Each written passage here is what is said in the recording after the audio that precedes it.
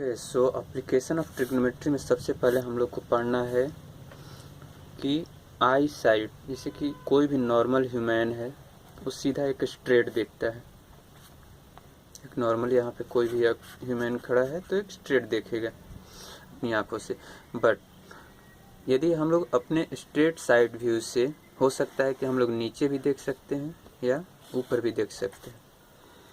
तो normal side जो view होता है इसको हम लोग एज ए रेफरेंस लाइन मान करके चलते हैं और इसको 0 डिग्री मान करके चलेंगे कि बिल्कुल हम स्ट्रेट हैं। अभी स्ट्रेट से ऊपर भी हम लोग देख सकते हैं समथिंग कुछ एंगल पे बेंड होकर के, और कुछ नीचे भी बेंड हो सकते हैं। तो जो हम लोग ऊपर बेंड होंगे, जब ये अपनी आंख को हम लोग ऊपर ले जाएंगे या ऊपर की चीज़ों को जब हम लोग देखेंगे तो इसको हम लोग बोलते हैं एलिवेटेड या एलिवेशन एंगल। जब भी हम लोग ऊपर की चीज़ों को याद रखने का कैसे है कि एलिवेटर हम लोग जानते हैं कि एलिवेटर मीन्स वो जो ऊपर चढ़ने के लिए होता है मॉल या सारी चीज़ों में, वो एलिवेशन वहाँ से आया है। जब हम लोग कोई भी नीचे की ऑब्जेक्ट को देखें, मतलब हम हाइट पे खुद खड़े हैं और नीचे की ऑब्जेक्ट को देख रहे हैं, तो उसको हम लोग बोलते हैं डिप्रेशन। डिप्रेस होना यानी नीचे की तरफ उसको दबाना, तो उसको हम लोग बोलते हैं डिप्रेशन एंगल।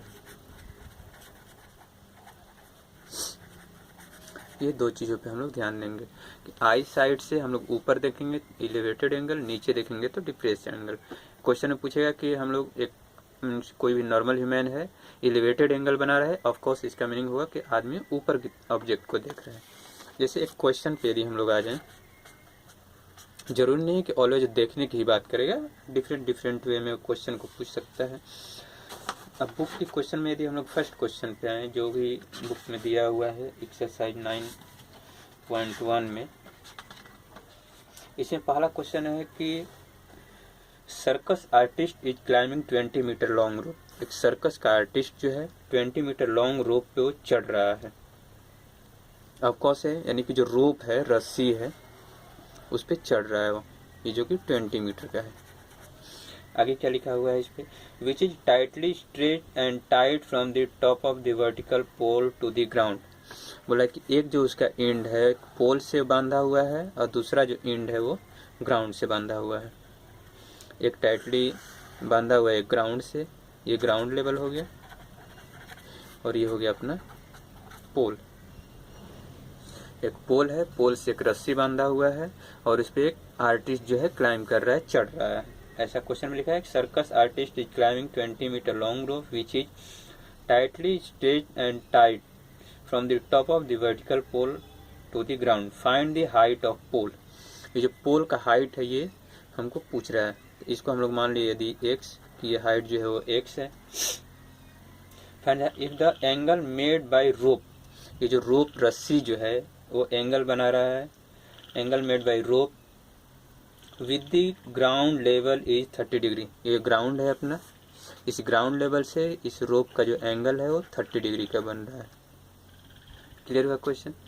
क्वेश्चन में ये दिया हुआ है कि ग्राउंड लेवल से एक पोल हम लोग बांधे हुए हैं, इस पोल की हाइट कितना होगा कि 20 मीटर लॉन्ग रोप को 30 डिग्री पे हम लोग एलिवेटेड कर सकें।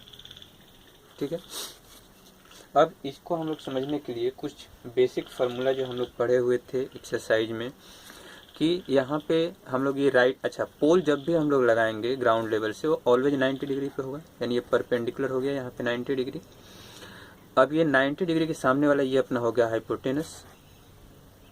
अब यहाँ पे थीटा है और ये 90 डिग्री हो गया, तो ये हो गया अपना बेस, और ये जो पोल हो गया ये हो गया अपना परपेंडिकुलर। तो इसको x न बोल करके इसको हम लोग p बोल देते हैं कि p का वैल्यू हम लोग को फाइंड आउट करना है। तो p भी मिल गया, b भी मिल गया, h भी मिल गया, तीनों का वैल्यू हम लोग आइडेंटिफाई कर लिया कि तीनों किधर होना चाहिए। अब यहाँ पे देखेंगे कि h हम लोग को मालूम है और p फाइंड आउट करना है। तो p एंड h में कौन रिलेशन बताता है, कौन सा ऐसा ट्रिग्नोमेट्रिक रेशियो है जो कि p एंड h में रिलेशन बताएगा, क्योंकि हम लोग को थीटा ऑलरेडी मालूम है। तो साइन थीटा का वैल्यू जानते थे कि हम लोग p/h होता है। तो यहाँ पे वही हम लोग ट्रिग्नोमेट्रिक रेशियो लगाएंगे कि sine theta equal to p/h। Theta का वैल्यू यहाँ पे दिया हुआ है 30 डिग्री, क्योंकि एंगल ऑफ एलिवेशन उतना है। तो साइन 30 इक्वल टू p का वैल्यू फाइंड आउट करना है, तो इसको एज इट इज रहने देते हैं। जो हाइपोटेनस है वो 20 मीटर है। यहाँ तक तो कोई प्रॉब्लम नहीं है। अब इसके बाद हम लोग को पूछ रहा है कि एच का वैल्यू फाइंड आउट कर देना है। तो एच का वैल्यू फाइंड आउट करने के लिए हम लोग क्या करेंगे कि इसको सॉल्व कर देंगे। साइन 30 का वैल्यू हम लोग ऑलरेडी अपने टेबल में पढ़े हुए हैं कि साइन 30 का वैल्यू होता है 1/2। तो यहाँ पे पुट कर देंगे कि 1/2 इक्वल टू पी अपॉन में 20। तब यहाँ से पी का वैल्यू हम लोग फाइंड आउट कर लेंगे। पी को 2 से मल्टीप्लाई किए तो ये आ जाएगा अपना 2 इक्वल टू 20, यानी पी इक्वल टू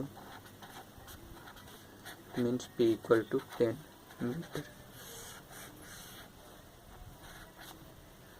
क्लियर हुआ ये।